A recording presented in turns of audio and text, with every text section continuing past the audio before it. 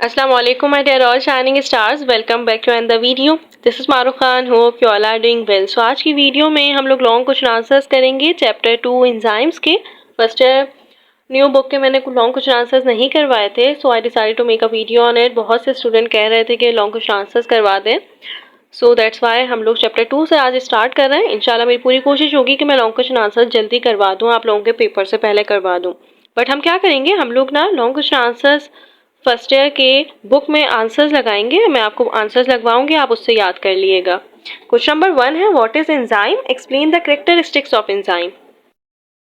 सो यहाँ पे आपने एंजाइम की डेफिनेशन लिखनी है। यहाँ से आपको एंजाइम की डेफिनेशन लिख के आप यहाँ पर एंड कर देंगे कि एंजाइम में be defined as organic substances capable of catalysing specific chemical reactions in the living system. इसका मतलब होता है इनसाइड द यीस्ट। अब इसके करेक्टरिस्टिक्स हैं, सो ये सम करेक्टर्स दिए हुए एंजाइम के, ये सारे करेक्टर्स आपको लिखने होंगे क्योंकि असल में लॉन्ग दिया हुआ है। Long question answers 8 to 9 marks के होते हैं, सो दैट्स वाई आपने क्या करना है, आपने इसकी हेडिंग डाल के लिखते जाना है। ये हेडिंग आप डालते जाएंगे, प्रोटीनिशियस इन नेचर, इसमें आप हाई मॉलिक्यूलर वेट की डाल देंगे, इसमें आप प्रोटीन और नॉन प्रोटीन पार्ट की डाल देंगे। हेडिंग जितनी डालते जाएंगे, specific in nature, greater in size, particular sites, active site में एसिलेशन, एसिलेटेड करता है, एक्टिवेटर्स होता है, तो आप एसिलेटेड लिख देंगे या फिर एक्टिवेटर्स की हेडिंग डाल दिएगा। इसमें आप इनहिबिशन की कि ये इनहिबिट हो जाते हैं कुछ फैक्टर से, sensitive in nature, chemically unchange. So ये हेडिंग्स हैं जिसमें आप डाल के इनको पूरा आप लिखेंगे तो ये लॉन्ग अच्छा खासा बन जाएगा। हाँ, आप एक दो भूल भी जाते हैं और एक दो आप कम भी कर सकते हैं पॉइंट्स को, कैरेक्टर्स को, बट बुक में इतने लिखे हुए तो आपने याद ज़रूर कर लेना है इतना। नंबर 2 है, describe the effect if temperature on the rate of enzyme action. Temperature का इफेक्ट, पहले तो आपने हेडिंग डालनी है एंजाइम की, देन आपने क्या करना है, टेम्परेचर इफेक्शन लिखनी है। टेम्परेचर इफेक्शन में आप पहले यहाँ तक लिखेंगे, वाइस वर्सा तक। अब क्या होगा, यहाँ पे ना आपने एग्जाम्पल करके लिखना है। ये जो डीनेचरेशन बताई हुई है ना कि ऑप्टिमम टेम्परेचर पे किस पे ज़्यादा रिएक्शन होता है, उसका कितना हाईली रिएक्टिव किस पे होता है, किस पे डीनेचर हो जाता है, किस में वो अनरिएक्टिव हो जाता है, एक्टिव नहीं रहता। तो यहाँ पे आपने एग्जाम्पल की हेडिंग डाल के लिखना है। और enzymes are also sensitive to in nature, इसमें आपने हेडिंग में ही इसको लिखना है। यहाँ से आपने यहाँ तक लिखना है, देन आपने एग्जाम्पल डालनी है और ये पूरा लिख देना है।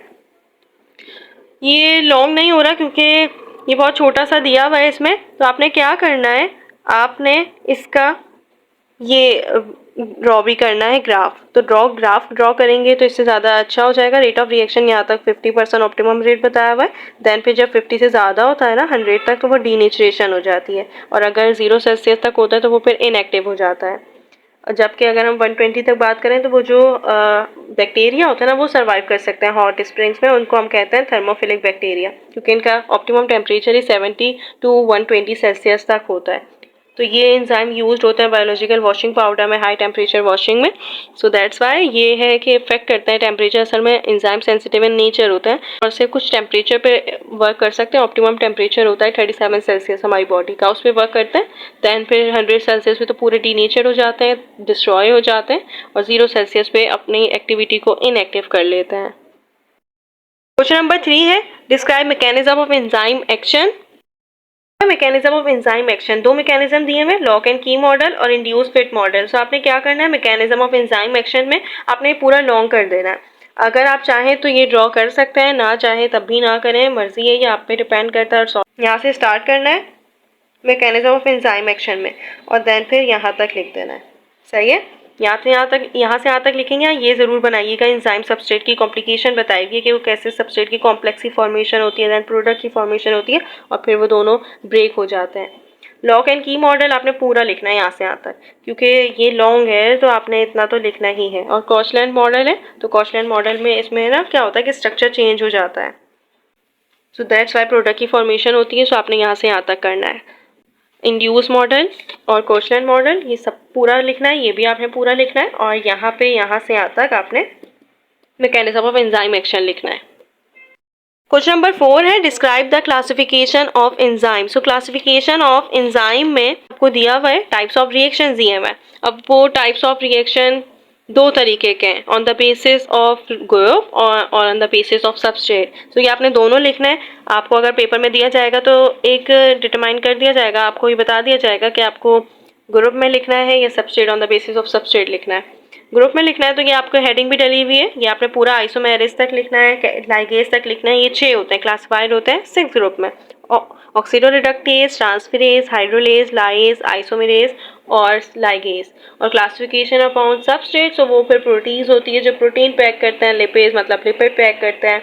ग्लूकोसाइडेज 4 तरीके के 5 तरीके के होते हैं, मेल्टेज माल्टोज पे करता है, सक्रेज सक्रोज पे करता है, लैक्टेज लैक्टोज पे करता है, ये मिल्क में होता है। अमाइलेज प्रोटीन पे प्रोटीन पे लाइक अमाइलेज ना हमेशा स्टार्च को कन्वर्ट करता है डाइसैक्राइड माल्टोज में। और ये न्यूक्लियस है तो ये न्यूक्लिक एसिड पे डिपेंड करता है, आरएनए, डीएनए, एटीपेज। सो ये है substrate on the basis of substrate classification है एंजाइम की। क्वेश्चन नंबर 5 है describe enzymatic inhibition, its types and its significance. So ये आपने ये लिखना है। यहाँ पे ना एंजाइम की इनहिबिशन दी हुई है। एंजाइम इनहिबिशन क्या होती है, आपने पहले तो उसकी डेफिनेशन लिखनी है। यहाँ पे पूरी डेफिनेशन दी हुई है एंजाइम की इनहिबिशन। एंजाइम की इनहिबिशन आपने यहाँ से यहाँ तक कर लेनी है। फिर टाइप्स ऑफ इनहिबिशन दिए हुए हैं, 3 तरीके के होते हैं। वैसे अनकम्पिटिटिव और नॉन कम्पिटिटिव एक जैसे होते हैं, बट यहाँ पे आपकी बुक में डिफरेंट करके दिए हुए हैं। आपने इसको डिस्क्राइब करना है, आपने टाइप्स ऑफ यहाँ से यहाँ तक लिखना है, ठीक है। फिर एंजाइमेटिक इनहिबिशन है तो इनहिबिशन में पहले आपने यहाँ से लिखना है एंड देन फिर एग्जांपल दे देनी है। यहाँ से आता है। यहाँ पे बाकी रिवर्सिबल कहा हुआ है कि ओवरकम कैसे हो सकता है, तो ओवरकम ऐसे हो सकता है कि अगर आप सबस्ट्रेट की कंसंट्रेशन को ज़्यादा कर दें तो एक्टिव साइट क्या होगा, एक्टिव साइट से सबस्ट्रेट हमेशा कंबाइन होता है, तो वो फिर सबस्ट्रेट ज़्यादा हो जाएंगे, तो इनकी ज़्यादा कैपेबिलिटी होती है कि ये वो जो जगह है वो गेन कर सकते हैं। कंपिटिटिव इनहिबिटर सबस्ट्रेट लाइक होता है, एग्जैक्टली लाइक होता है, और ये सबस्ट्रेट की जगह को अपने पास ले लेता है। लाइक क्या होता है कि ये बिल्कुल एग्जैक्टली सिमिलर होता है ना सबस्ट्रेट के, तो बाइंड कर जाते हैं एक्टिव साइट से instead of original substrate. So that's why यहाँ पे आप ऐसा लिख सकते हैं, और अगर आप ये भी लिख लें तो ज़्यादा अच्छा हो जाएगा। नॉन कम्पिटिटिव इनहिबिटर है तो नॉन कम्पिटिटिव इनहिबिटर वो टाइप होता है जो अदर देन एक्टिव साइट से ज्वाइन होते हैं, इलेक्ट्रॉनिक साइट होती है। और यहाँ पे आप पूरा लिख लीजिएगा, क्योंकि ये लॉन्ग है ना, तो यहाँ पे आप पूरा लिखेंगे तो ज़्यादा इजी हो जाएगा। ये तो इतना सही है, इनकम्पिटिटिव इनहिबिशन इतना सही है। सिग्निफिकेंस भी कहा हुआ है कि सिग्निफिकेंस भी लिखें, तो सिग्निफिकेंस में आपने क्या करना है, सिग्निफिकेंस में आपने पूरा लिख देना है। ये बहुत इजी है, सिग्निफिकेशन ऑफ एंजाइम इनहिबिशन बहुत इजी, आप अपनी तरफ से भी लिख सकते हैं कि हमें ड्रग की डिस्कवरी की स्ट्रेटजी देता है, इसी की वजह से इनहिबिटर्स एक्ट करते हैं स्मॉल मॉलिक्यूल्स पे। मेटाबॉलिक पाथवे भी इसी की वजह से आइडेंटिफाई होता है कि कौन सा सबस्ट्रेट किस पे रिएक्ट कर रहा है, लाइक क्रिटिकल सिचुएशन में कैसे अपने आप का अपनी रिएक्शन को कंटिन्यू कर रहा है। तो ये सब है जो इसी की वजह से हमें पता चलता है एंजाइम एक्शन की वजह से। Now we are talking about question number 6. Describe structure of enzyme. So structure of enzyme बहुत easy है। structure of enzyme ये दिया हुआ है। यहाँ पे आपने क्वेश्चन नंबर 1 यहाँ से स्टार्ट करके यहाँ पे एंड कर देना है, सही है। फिर यहाँ से बाइंडिंग साइड और कैटालाइटिक साइड करना है। बाइंडिंग साइड और कैटालाइटिक साइड को अगर आप डिफाइन कर देंगे तो ये इजी हो जाएगा। डेफिनेशन लिखिएगा एंड देन फिर आप हेडिंग डालिएगा और ये डेफिनेशन लिख दिएगा। स्ट्रक्चरल पार्ट है, सो स्ट्रक्चरल पार्ट आपने यहाँ से यहाँ तक तो प्रोस्टैटिक ग्रुप का लिख देना है। एपो एंजाइम और होलो एंजाइम क्या होते हैं वो बताना है। और इसमें क्या होता है, तो इसमें आप क्या करिएगा, इसमें आप ये लिखिएगा कि जो चीज़ non protein part of enzyme है वो को फैक्टर होता है, रिस्पॉन्सिबल होता है substrate for an attachment of substrate at active site. और को फैक्टर्स ऑर्गेनिक और इनऑर्गेनिक होंगे, तो वो फिर अगर इनऑर्गेनिक को फैक्टर्स होंगे तो वो मेटालिक आइंस होंगे। ये एक्टिवेटर्स हम कहते हैं, अटैच होता है at the time of substrate और एक्टिविटी को बढ़ा देते हैं। अदर को फैक्टर्स ऑर्गेनिक होते हैं और वो को एंजाइम होते हैं, और ये डेरिवेटिव्स होते हैं विटामिन लाइक NAD और FAD रिस्पेक्टिवली। तो ये होता है स्ट्रक्चर ऑफ एंजाइम। आपने क्या करना है, आपने एक्टिव साइट की हेडिंग डालनी है, इसकी यहाँ से यहाँ तक लिखना है। उसमें आपने एक्टिव साइट ऑफ एंजाइम के 2 रीजन्स बताने हैं, बाइंडिंग और कैटालाइटिक। स्ट्रक्चरल पार्ट होता है, स्ट्रक्चरल पार्ट में को फैक्टर्स होते हैं, लाइक ऑर्गेनिक पार्ट एक सिंपल प्रोटीन होता है और कॉन्जुगेटेड प्रोटीन्स होते हैं जिसको हम होलो एंजाइम भी कहते हैं। अब वो कॉन्जुगेटेड प्रोटीन्स ऑर्गेनिक भी होते हैं और इनऑर्गेनिक भी होते हैं। अगर हम ऑर्गेनिक की बात करें तो वो फिर प्रोस्टैटिक ग्रुप आ जाता है, और अगर हम ये बात करें कि जो को फैक्टर होता है वो भी यही होता है। बेसिकली को फैक्टर और प्रोस्टैटिक ग्रुप एक ही चीज़ है। अगर को प्रोस्टैटिक ग्रुप इनऑर्गेनिक होगा तो वो को फैक्टर होगा, और अगर ऑर्गेनिक होगा तो वो को एंजाइम होगा। एंजाइम ऑर्गेनिक है ना, तो को एंजाइम होगा। बस यही चीज़ है इसमें। और एपोएंजाइम और होलो एंजाइम की ये है कि जो कंजुगेटेड एंजाइम होता है without cofactor, without inorganic part, उसको हम एपोएंजाइम कहते हैं। और जिसमें एपोएंजाइम और मतलब ऑर्गेनिक पार्ट और इनऑर्गेनिक पार्ट बोथ प्रेजेंट होंगे उसको हम होलो एंजाइम कहते हैं। लाइक प्रोस्टैटिक ग्रुप भी होना चाहिए और एपोएंजाइम भी होना चाहिए।